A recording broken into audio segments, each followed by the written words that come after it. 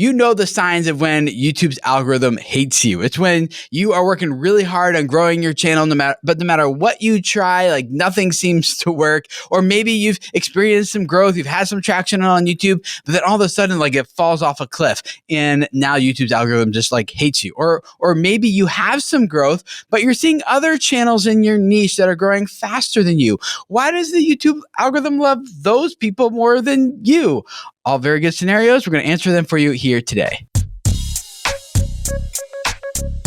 Welcome to the Video Creators Podcast. We help YouTube creators grow their audience and business with next-level tactics and strategies. Want to accelerate your channel's momentum, be more profitable, and change the lives of more people than ever before? You're in the right place. The Video Creators team has over a decade of experience providing YouTube strategy for brands like Disney, Warner Brothers, HBO, and even YouTube themselves. So far, our team is responsible for helping clients generate over 17 billion views on YouTube. And now, to help you, here's Tim, Lennon, and Delana.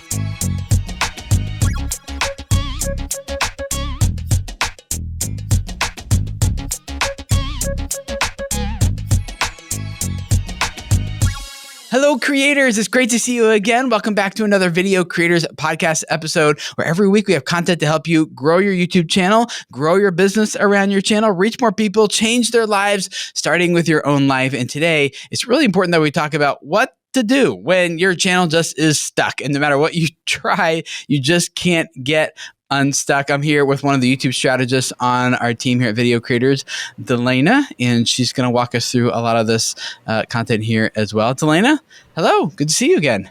Hello. How's it going? All right. We're going to do a new thing called Minute Catch Up. So in 1 minute, what's going on with you? In 1 minute, the most interesting thing that has happened to me recently is that I'm on a diet from my doctor, and it's very similar to the keto diet, but it's not quite keto. And so my body went into ketosis, and it was the worst experience ever. And I know that all you keto people out there are like, yay, your body reached ketosis. But for me, it was not good. It was not good for me. But I got out of it. But it was really funny because I was like, I know carrots have carbs, and so I ate a bunch of carrots. Now I keep eating carrots to keep my body out of ketosis. So it's been quite a funny experience because I feel like I'm in like this thing that so many people try to reach with keto, and I'm like, no, trying to run from it. Yeah. What about you? My wife worked really hard to get to there, and you're like, yeah. I got here accidentally. Yep. And I shouldn't be here. Well, for me, I am going to try to record this episode while also on dad duty. A lot of you guys know that my wife and we had 7 kids in 8 years, and they're all home right now, which is great, except for my wife is not home. She's driving to Chicago, which is about a 5-hour drive from where we live here in Cincinnati. She's picking up some friends of ours who are flying in from Thailand, and they're going to be spending a good chunk of the summer living in our basement while they do some work over here in the U.S. and then head back to Thailand in a few months.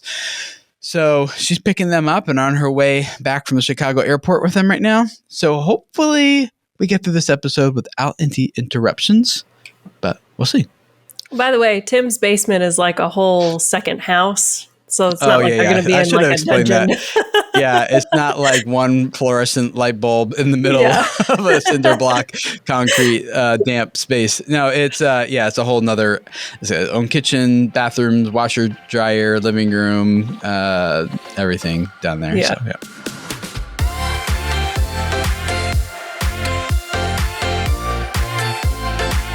For this week's Creator Spotlight, I want to introduce you to a creator named Bobby Krull. Now, Bobby had been working on a YouTube channel for 3 years and had a little bit of growth, but mostly just felt lost. He was growing slowly, and although he had some traction, it just was not nearly enough for the amount of work and time and energy that he was putting into his content. He felt like, I should be seeing more results from this. He was determined to make it work, and so his story that you're about to hear here from Bobby is exactly what maybe you feel like as a creator when you just think that the algorithm just hates you. He did a couple consultations with our team and also went through Video Labs, changed a few things, and then his very next video exploded.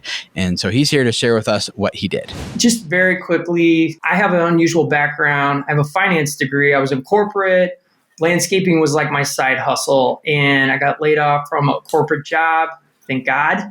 And I was kind of forced to pursue my passion, if you will.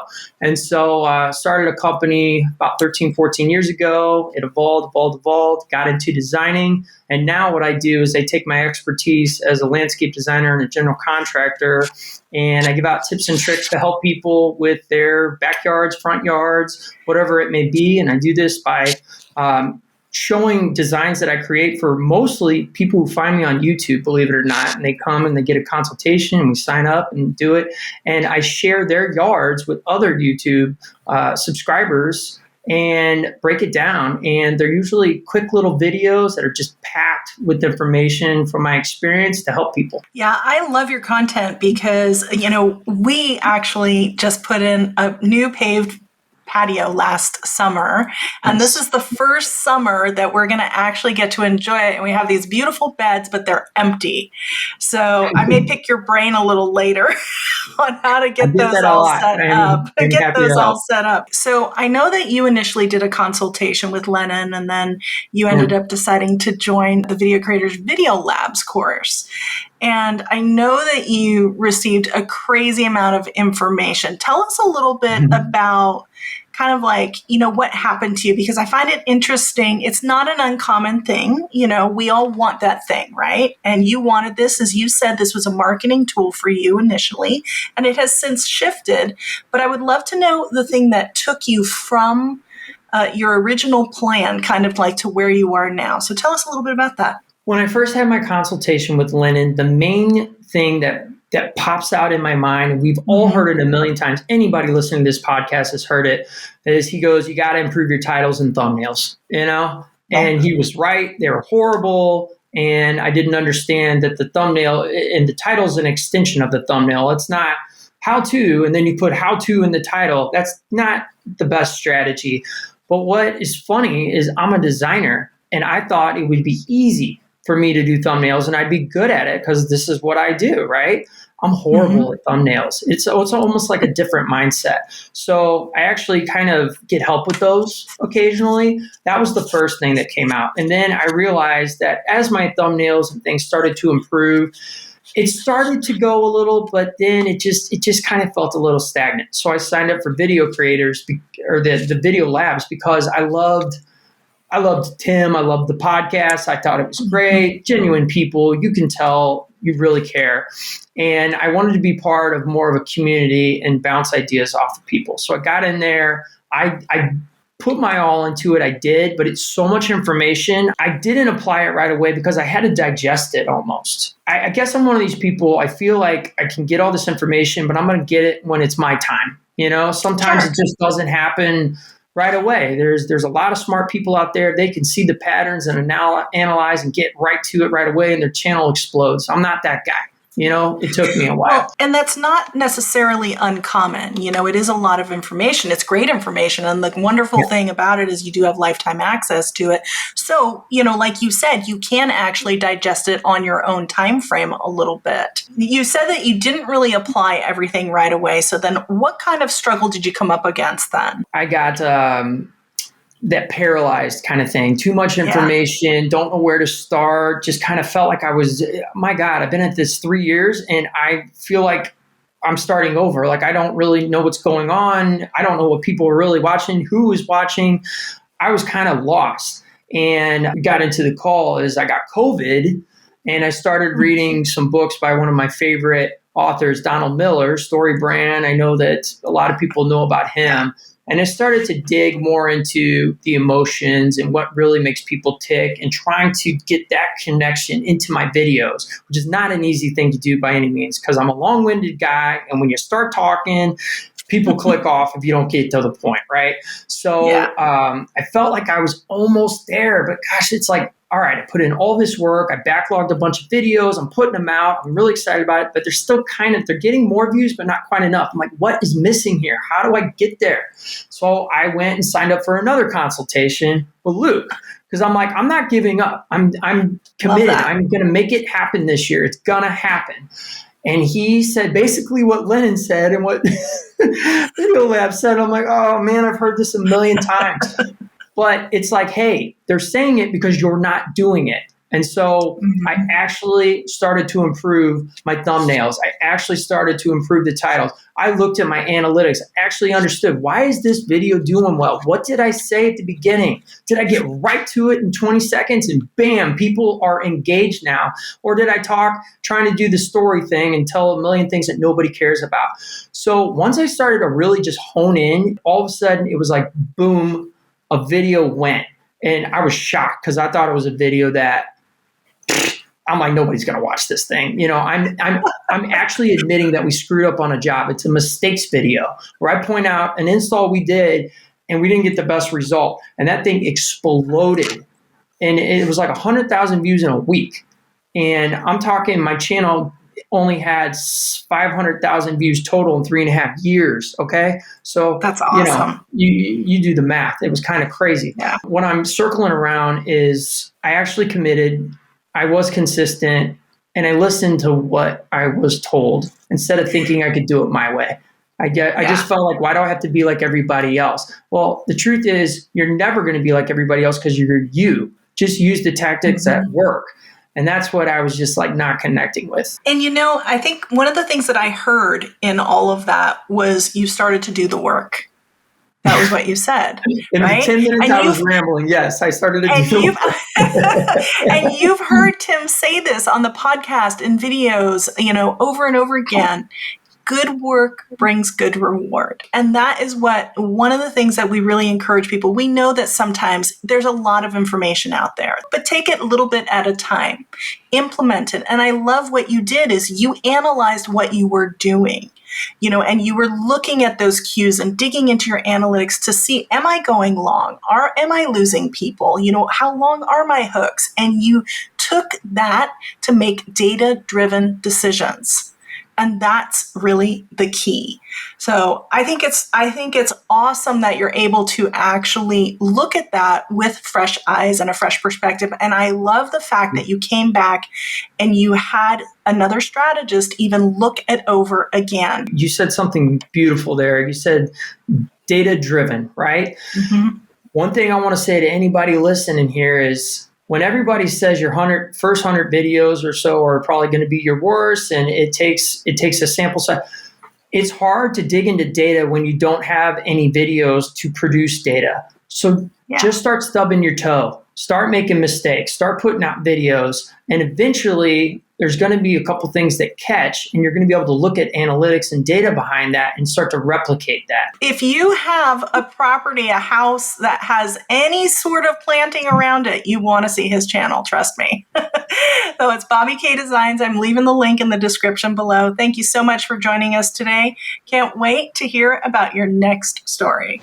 Having done thousands of consultations with creators over the past almost decade now, it often feels like what people are asking me is like, Tim, okay, I get what you're saying here. I understand the info, but how do I just keep doing the same thing, but get different results?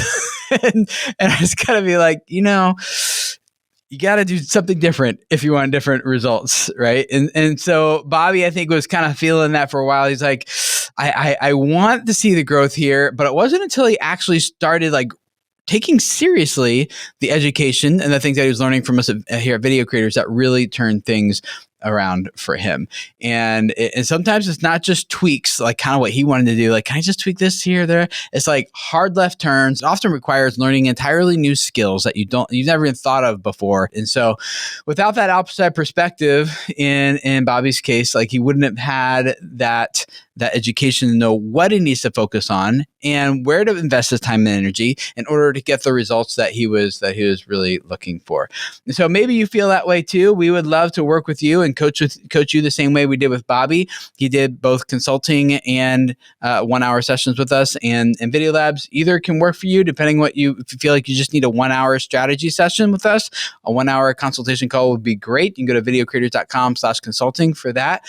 But the thing that really moved the needle for Bobby was going through Video Labs, where he had access to a whole community of other creators, and he worked through our data-driven process with us and all the assignments to go along with that. He got access to us as strategists Monday through Friday through video chat, and we were able to give him feedback and work with him through the assignments to ensure that he really got the results that he wanted to get through his 12 weeks with us.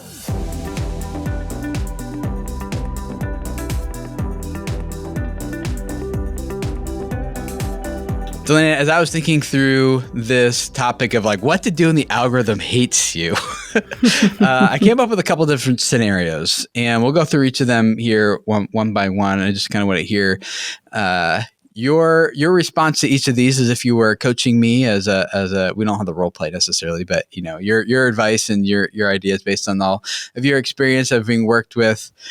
I don't even know how many creators you've worked with now here.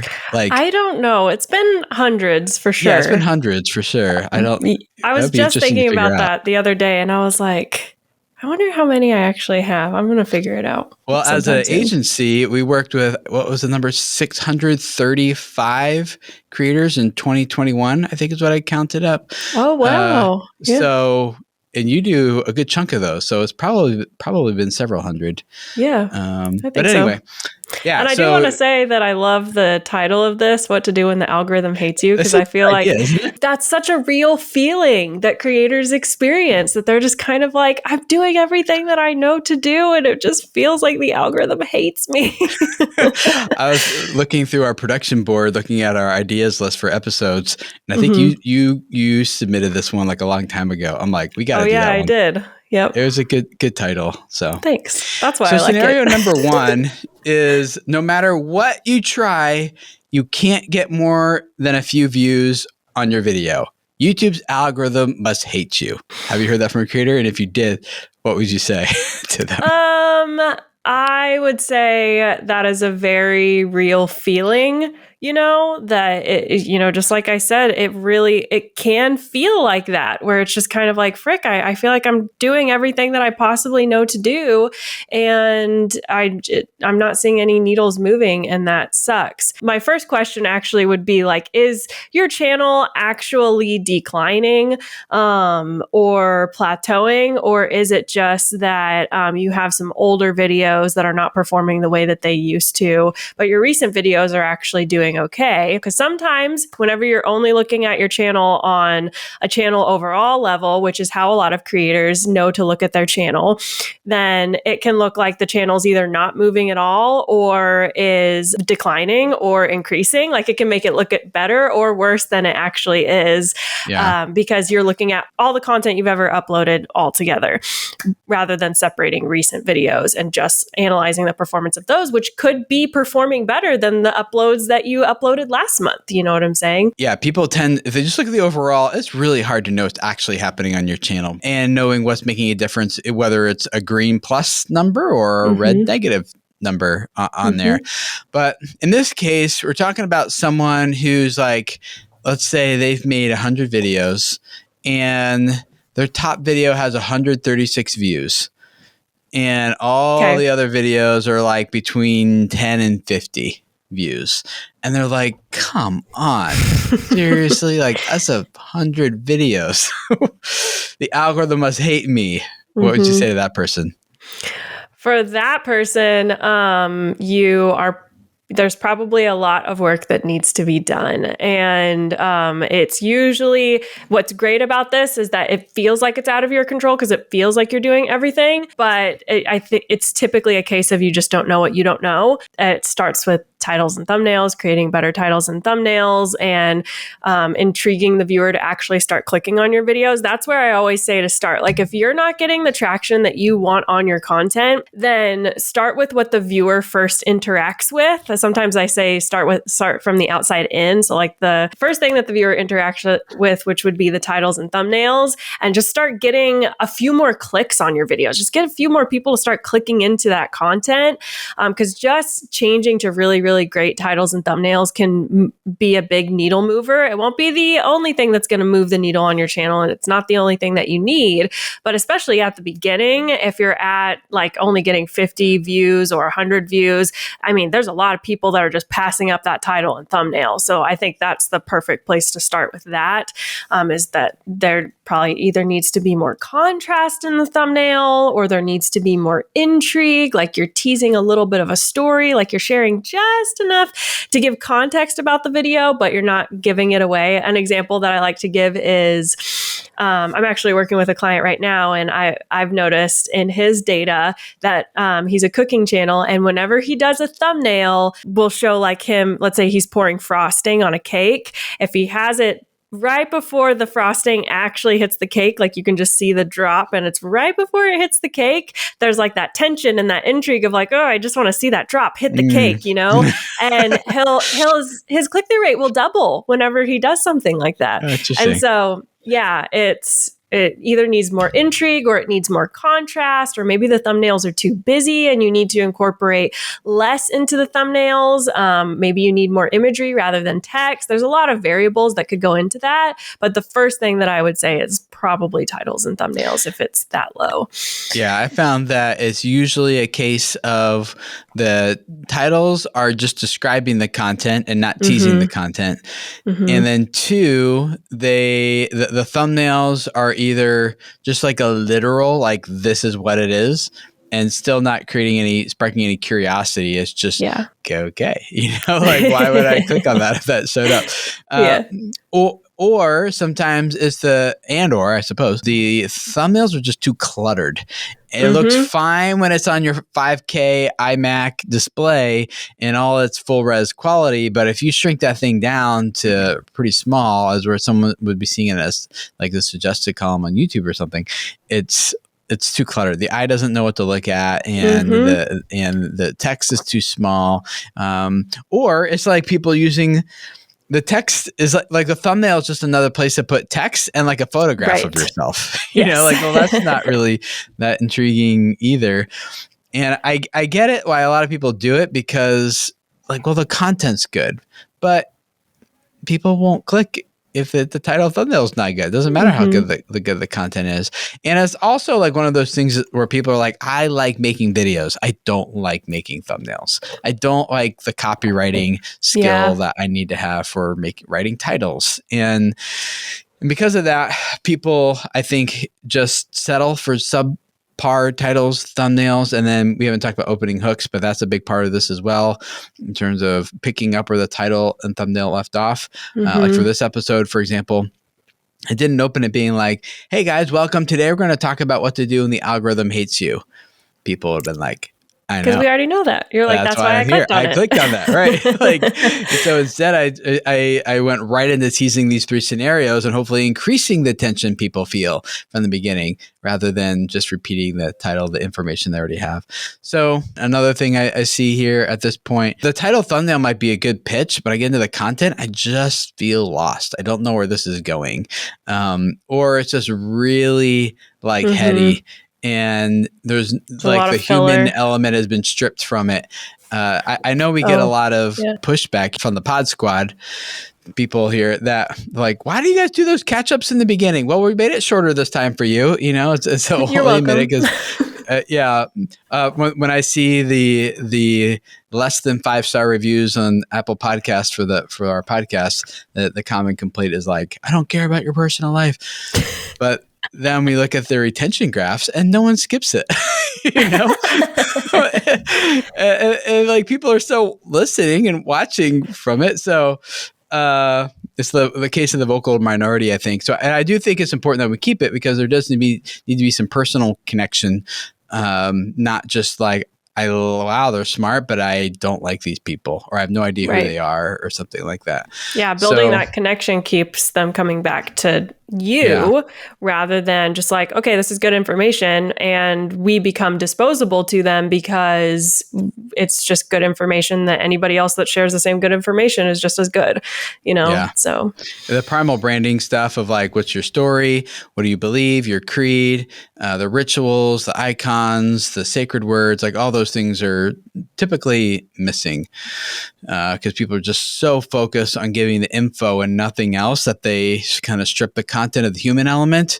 And now it's just about learning something. And then 3 hours later, people have forgotten about you, like those viewers, just because there was nothing that got them emotionally to connect with your content. So, yeah. And one last thing I'd like to say, I know that we have more, but I feel like this is very closely tied to this issue in particular, which is sometimes if you can have actually really great titles and thumbnails of starting off and you're still getting really low views, like 50 views, 150 views maybe. And sometimes it is just the topic itself, like the topic itself is just not a great topic that people are not really that interested in. And in that case, I would say you don't really know who your audience is and what they really need. And you should probably do some research. If there's anybody that you know that is the person that you would like to target on YouTube, like this person would be my perfect viewer, try to surround yourself with as much information about this person and what they're struggling with and what you're trying to help them do or how you're wanting to reach them on YouTube. And just try to spend as much time with these people and survey them, find Facebook groups that they're in, stuff like that, and just get to know your audience as much as possible.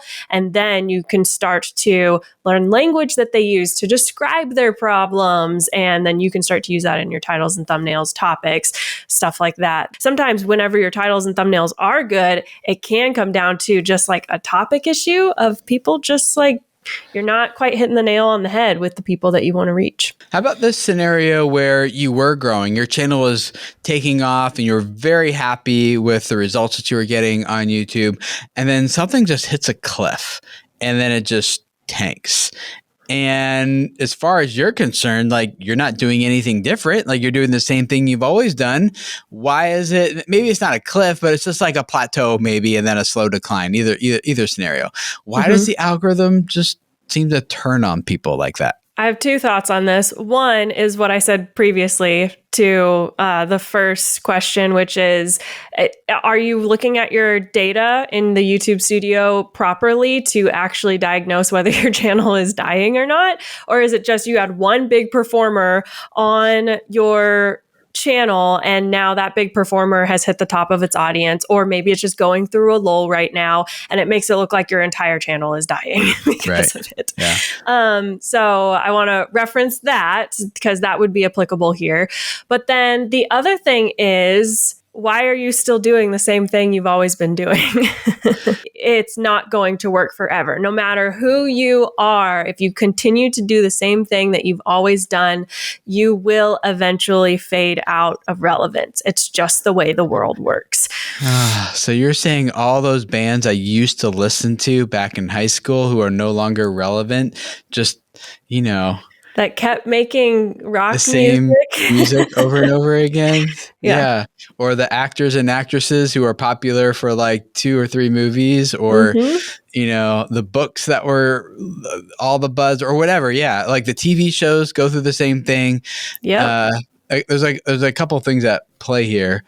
And the main principle is like, if you are growing and plateaued and now declining, it could be, one video was accounting for too much or a lot of your traffic. I mean, not too much, and now that video stopped performing. It might have been like you were getting like 500 subs a day from that one video, but every video you've published since then has been costing you 200 subscribers per day. So you thought you've been growing at, let's say 300 subs a day, but really it was just that one video was outperforming all the negative ones so drastically that you didn't notice that every video you've done since then has actually cost your channel growth, But this other scenario is like, you haven't changed anything, like just really need to reinvent yourself and go to a version 2.0. And so you think about the musicians, the actors who have stayed relevant over decades, like maybe Madonna. Maybe, for example, she's not saying she's super relevant necessarily, but she is certainly, like, people still know and listen to her and her music.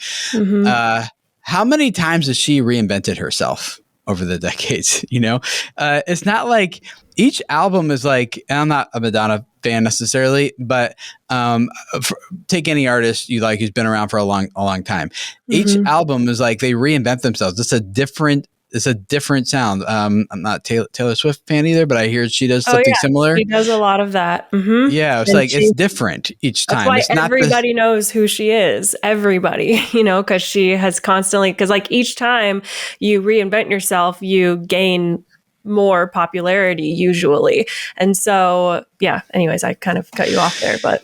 No, yeah, that's exactly what I'm saying is so when people tell me like, I haven't changed anything, I'm doing the same thing I've always done. And I'm like, exactly. You haven't changed anything, doing the same thing. Like people get tired, they get bored. Like not even a good television series lasts longer than 7 seasons before it goes off the air. Even if it has like a really cult following like The Office or unless you're the Kardashians, then you go for 20 seasons. yeah, or The Simpsons or something. Yeah, there are some outliers, but they are the exceptions, not the rules, right? Yep. Where you've got like Lost, my favorite TV show. Were you a Lostie by any chance? I have not finished it, so no spoilers, because I got to a point where I was like watching all of it and I was like, I can't wait until everything like comes together. And then I saw a video on YouTube about like all the questions that Lost didn't answer whenever they ended the series. And then I was like, I don't know if I want to finish the series now. I know. Yeah, that is not untrue.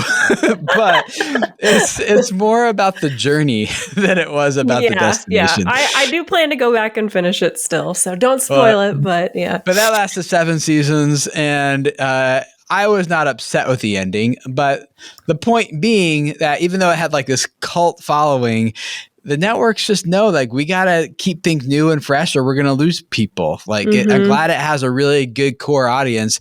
And in YouTube language, these people would be saying, wow, your content's so good. You deserve so many more subscribers. I don't understand why you're not bigger, And then the creator's like, yeah. Why am I not bigger? Yeah. And it's like, well, if more people agreed with that sentiment, then you would be bigger. Yes. So I'm glad you have a passionate, loyal core audience, but we need to focus on all the people who are not engaging and aren't here in order to grow. So, yeah. So does the algorithm turn on those people to kind of wrap up this one, or is there something else going on? No, the algorithm doesn't turn on them. The algorithm is designed to respond to how people respond to the content. And so if people aren't responding to it because they're moving on to something else that's new and more exciting to them at this time, then the algorithm is going to follow suit and recommend to them what is more new and exciting to them at that time. Right. Yep. It's the viewer behavior. The viewers determine how our content ranks and performs on YouTube based on what they engage and don't engage with. So yes, the viewer basically tells the algorithm what to do in a way. That's right. For themselves, for their individual account profile. This third scenario is someone's had growth and they are still growing, but they're just frustrated because all these other channels are basically doing the same thing that they're doing and they're growing way faster than them. Why does the algorithm prefer those other channels over their channel? Even though from everything they can see, it looks like everything's the same. In fact, they're doing things better and they're more knowledgeable and they have more experience, or whatever. This other person just came on the scene and is speaking out of their butt and doesn't even really know what they're not authoritative in any way or something. I've heard those frustrating Their camera quality isn't even as good as mine. Yeah, exactly. What's going on in that scenario? Does the algorithm just favor some people randomly over others? Yep, that's it. End of episode. Oh, well, perfect then. I guess we can move on then. No, I usually one of two things, or sometimes both, is going on there, which is one, were those people doing what you're doing before you were doing it? Because if you're coming in and they already came in and blazed the trail for that, then that's their thing. And people are going to go to them for that thing. And so if they already blazed the trail for that and they were, what would you say, trendsetter, I guess. It's not necessarily a trend, but they were the trendsetter in that regard. They were filling a void. Then yes, they're going to grow faster and they're going to be top dogs because they were there first. So there's either that you have to consider, were they here before you? But the other thing that's usually more so happening is that they have a better personal connection with their audience. They have more primal branding elements in their content, bigger personalities. Like whenever we think of a personality like Dr. Mike, not to say that you need to be a loud personality in order to gain a following, because that's absolutely not true. There are thousands, if not hundreds of thousands of channels out there that don't have loud personalities that grow very well.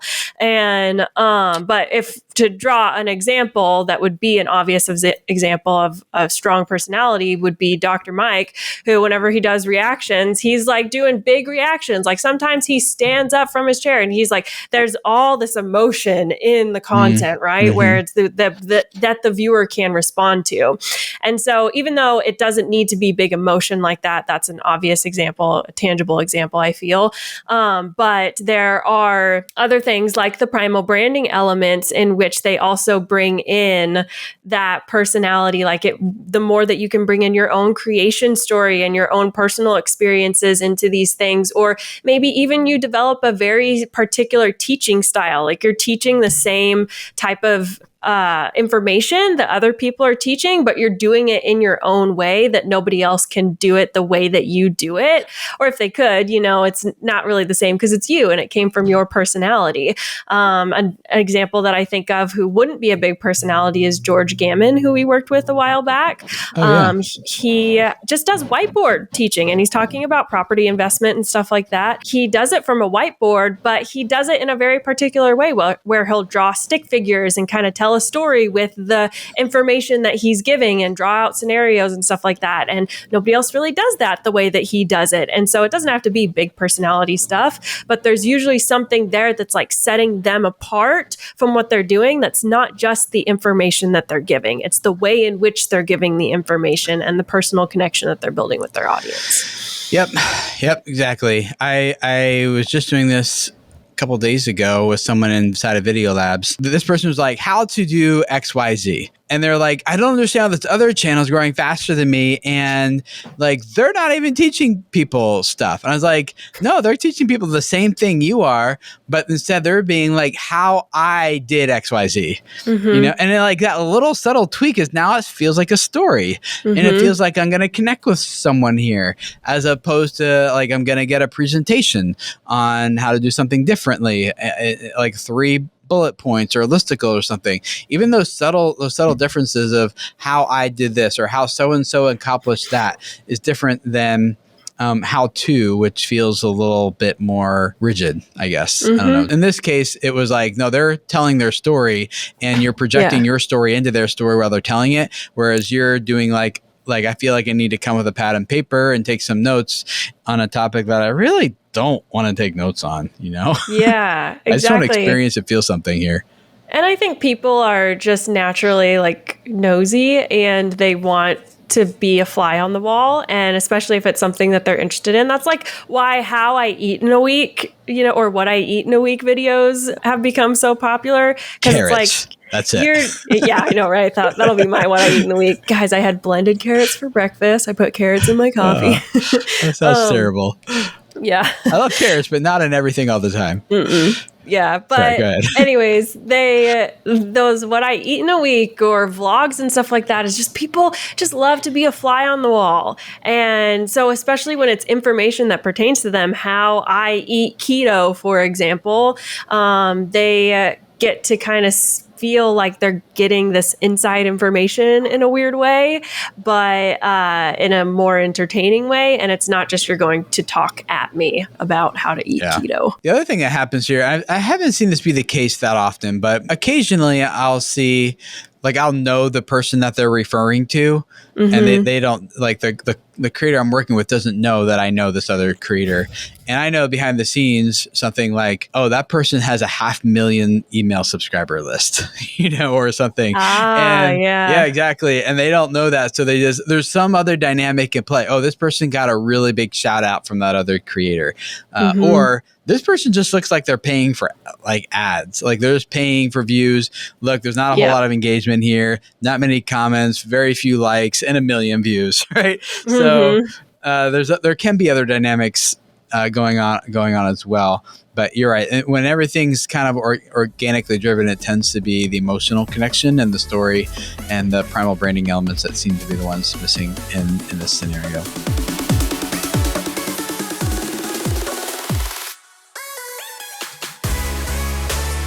Every week, we like to wrap up our episode with a power tip, something you can use practically right now on your channel to experience more growth and get more traction. And we actually have a user submitted one for this episode. Her name is Christy-Lyn. Her channel is Learning the Harp, which I'll put a link to her channel in the show notes. You can go down there and check it out.